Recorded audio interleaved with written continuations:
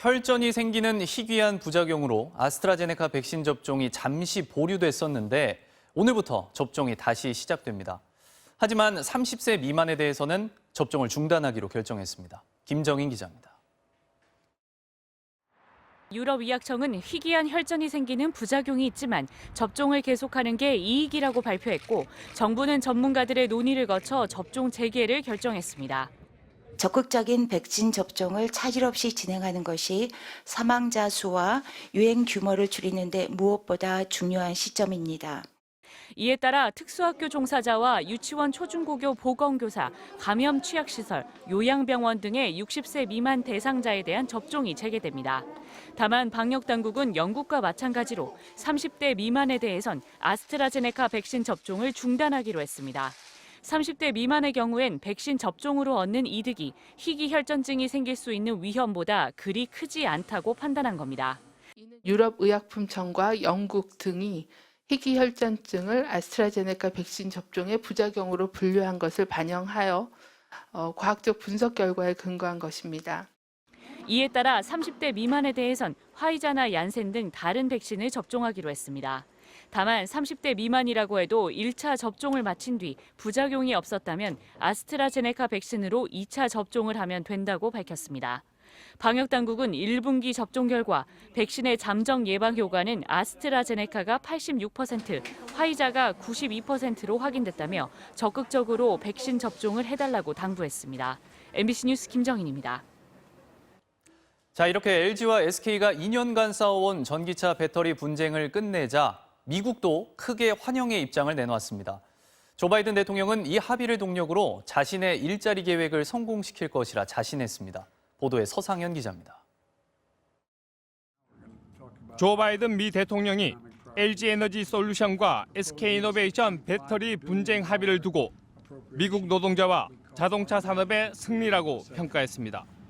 현지 시각 11일 성명을 통해 같이 밝힌 바이든 대통령은 대선 슬로건이었던 더 나은 재건 계획의 핵심이 바로 미래의 전기차와 배터리를 미국 전역에서 미국 노동자들이 만드는 것이라며 이같이 밝혔습니다.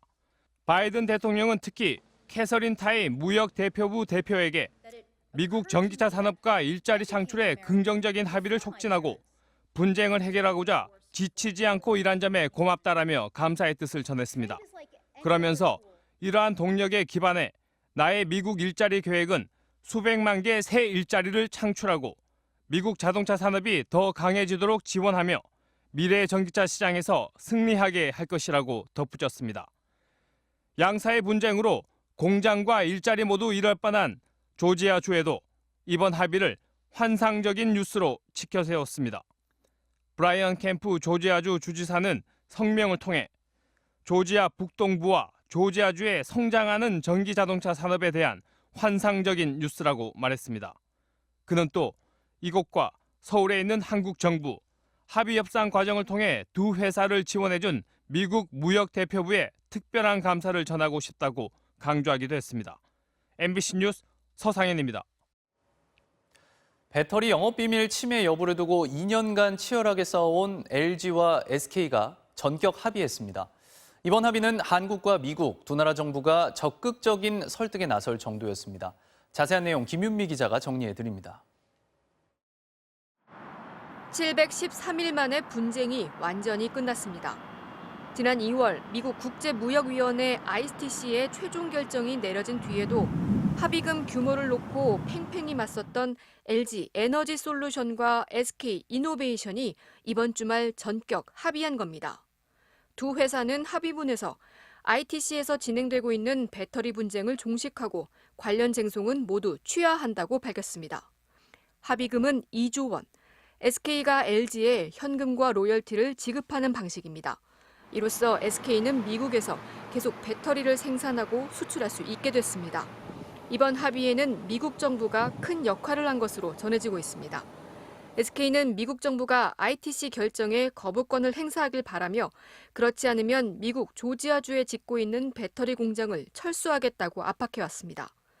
미국 입장에선 ITC의 결정을 따르자니 수천 명의 일자리를 잃을 뿐 아니라 자국 내 배터리 공급에도 차질이 생기고 반대로 거부권을 행사하자니 평소 지식재산권을 강조해온 바이든 대통령의 지론과 맞지 않았습니다. K배터리의 앞날은 이제 순탄할까? 주변 환경은 녹록치 않습니다. 전 세계 배터리 시장의 85%는 한중일 6개사 제품. 하지만 두 회사가 소송을 벌이는 사이 중국의 약진이 두드러지고 전기차 2위 업체 폭스바겐은 아예 한국 배터리 공급에 기대지 않고 자체 배터리를 서둘러 개발하겠다고 선언했습니다. 전기차 산업이 이제 본격적인 성장기에 들어가 있고 또 핵심 부품인 배터리 분야에서 주요국 정부들이 대규모 투자를 실시하고 있기 때문에 분열 양상을 보인다면은 경쟁 대열에서 밀릴 수가 있기 때문에 정부도 두 회사의 합의를 환영한다는 자료를 내고 이제는 치열한 글로벌 경쟁에 대비해 미래를 위한 준비에 나서야 할 시점이라고 말했습니다. MBC 뉴스 김유미입니다. 그제 경기도 남양주의 주상복합 건물에서 발생한 화재는 10시간 만에 진압됐는데요. 상당수 주민들이 아직 집으로 돌아가지 못하고 있는 가운데 오늘 오전 정확한 화재 원인 등을 밝히기 위한 합동 감식이 진행됩니다. 고재민 기자의 보도입니다. 건물 외벽은 시커멓게 그을려 있고 1층에 주차돼 있던 차량들은 불에 타 뼈대만 앙상하게 남았습니다. 그제 오후 4시 반 경기 남양주의 주상복합 건물에서 난 불은 10시간 만인 어제 새벽 2시 반에야 완전히 꺼졌습니다. 화재로 아파트 주민 등 41명이 연기를 마셨고 22명이 병원으로 옮겨졌습니다. 어제 오전 이뤄진 건물 안전점검 결과 일부 주민들은 다시 건물로 들어갈 수 있게 됐습니다. 최초 발화점 중국 식당 뒤쪽에 있는 주차장에 그을음이 많이 발생을 했고요. 큰 구조상의 문제는 없는 것으로 그러나 입주 즉시 정밀 안전 진단을 받아야 한다는. 상가와 아파트의 배관이 분리돼 있었고 질서정연한 대피 덕분에 피해를 줄일 수 있었습니다. 하지만 피해 주민들과 상인들은 불이 난 뒤 안내 방송이 제대로 이루어지지 않았다고 주장했습니다. 그 아파트 방제실로 진입이 못해요.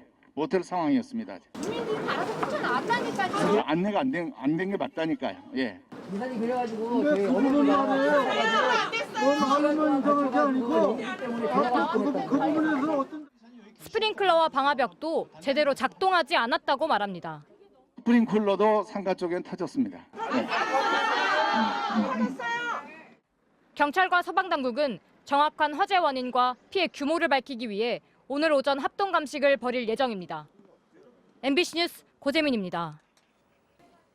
대전 지역에선 보습학원에서 시작된 코로나19 확산세가 학교로 다시 학원으로 번지면서 확진자가 80명을 넘겼습니다. 특히 학교에서 마스크 착용과 거리 두기가 제대로 지켜지지 않으면서 집단 감염으로 이어졌다는 지적이 나오고 있습니다. 문은선 기자입니다. 집단 감염이 발생한 대전의 한 고등학교. 좁은 복도를 무리지어 이동하는 학생들 가운데 마스크를 제대로 쓴 학생을 찾는 게 더 어렵습니다. 대부분 마스크를 손에 들거나 턱에 걸쳤습니다. 마스크를 벗고 바로 옆 친구와 이야기를 나누는 모습은 거리두기 지침이 무색할 정도입니다. 학교별로 다 방역 책임자가 지정이 되어 있을 겁니다. 그래서 그쪽에서 좀 더 지도를 잘 했으면 하는 그런 아쉬움이 있습니다. 교육당국은 방역 수칙을 학교에 여러 차례 전달했다며 학생들이 따르지 않는 것은 어쩔 수 없었다는 입장입니다. 이동 수업을 하니까 아이들이 좀 섞어지고 좀 그런 문제도 있는 것 같습니다. 선생님들이 계속 얘기를 하는데 아이들이 좀 안 지키고 좀 그런 건 있는. 대전에서는 학원에서 시작된 감염이 학교로 옮겨가면서 한 주 만에 관련 확진자가 85명으로 늘었습니다.